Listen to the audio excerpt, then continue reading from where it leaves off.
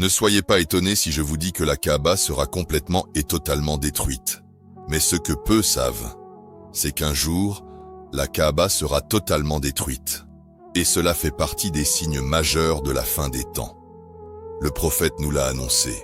C'est un homme aux jambes arquées qui la détruira, pierre par pierre. Mais rassurez-vous, ce sera à une époque où il ne restera plus un seul croyant sur terre. Revenons un instant à son histoire. La Kaaba est la première maison bâtie pour l'adoration d'Allah, bénie, sacrée, et direction de prière pour tous les musulmans. Selon plusieurs savants, elle fut initialement construite par les anges, puis reconstruite par Ibrahim, alayhi salam, et son fils Ismaïl. C'est à ce moment-là qu'Ibrahim s'éleva sur une pierre pour terminer la construction.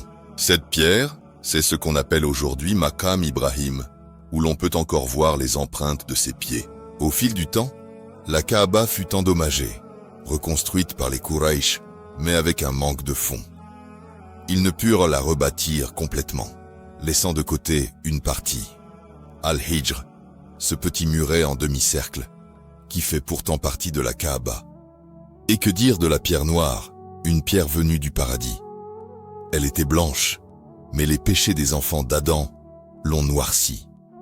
Elle témoignera au jour du jugement pour ceux qui l'auront touchée avec sincérité. Faire le tawaf autour de la Kaaba, c'est un acte d'une valeur immense. 7 tours, la récompense d'avoir affranchi un esclave. Chaque pas, 10 bonnes actions, 10 péchés effacés, 10 degrés élevés. Mais un jour, tout cela disparaîtra.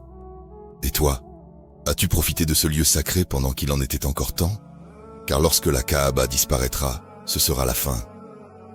Qu'Allah nous accorde à tous de faire le tawaf dans sa maison bénie, avant que le voile de la fin des temps ne tombe. Aide-nous à rappeler au monde la beauté de l'islam, avant que tout ne disparaisse. N'oublie pas de like, partager et abonner.